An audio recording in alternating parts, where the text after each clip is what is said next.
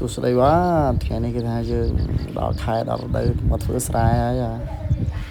ថ្ងៃរះសាជាថ្មីក្តីសង្ឃឹមរបស់ជាពលរដ្ឋនៅតែមានឥឡូវរៀងដល់រដូវខែព្រោះស្រូវហើយដើមឆ្នាំដើម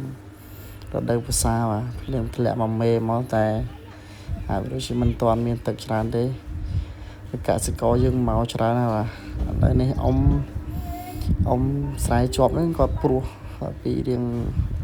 ព្រឹកចឹងទៅសម្បត្តិនេះគាត់ហៅឲ្យគ្នាគាត់3 4នាក់មិនមែនមកតែយើងទេមកគេដែរឥឡូវមកដល់ស្រែយើងម្ដងហើយគឺថា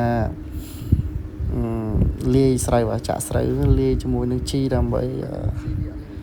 យកវាទៅព្រោះយើងព្រោះមួយជីចឹងណាហើយកសិករមិនតែយើងទេគឺថាគ្រប់តែគ្នាមកហើយដល់ខែដល់រដូវនេះបាទហើយគោគឺថាចិត្តដល់ខែវាត្រូវចងនៅផ្ទះទៀតហើយនេះបាទព្រោះស្រូវកាត់ដីហុយតែម្ដងបាទយើងអត់ចាំមានទឹកទេប្រាក់មកដល់ហើយពីមុនយើងថាព្យួរស្រែដោយនឹងកលគូ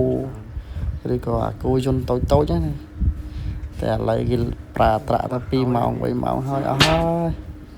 បាទនោះអ៊ំគាត់ទៅផ្ទះវិញគាត់ហើយគាត់ដល់ម៉ោងគាត់ទៅហើយនៅចាំតែ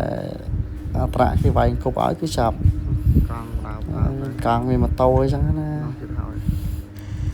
ឥឡូវនេះយើងចិត្តហើយគេថាគាត់ទៅមកហើយបាទមានអ្នកទៅមានអ្នកមកបាទមានទាំងយើងទាំងគេបាទប្រាក់មកផ្លែតហើយតែម្ដងគេថាគ្មានយូរទេមកពីមុនហ្នឹងក្មេងៗនៅជួគោមកស្ដាយមួយចាំមកទឹកហើយឥឡូវព្រឹកកន្លះម៉ោងហើយបាទឃើញផ្សែងហុយហ្នឹងគឺថាមិនប្រពកទេបាទឥឡូវយើងព្រោះស្រែចាប់ឲ្យទៅផ្ទះបាទតាមផ្លូវចង្អៀតថាត្រូវចុះរុញម៉ូតូសិនណារុញម៉ូតូដើម្បីជីម៉ូតូខែភ្លៀងគឺថាជីមិនកែទេមានដើរមកមើលស្រូវបាទយើងនេះហើយបាទអ៊ំនេះទៅមកទៅលីស្រូវដាក់ស្រែបាទឥឡូវយើងគឺថាយើងហើយទៅផ្ទះហើយបាទ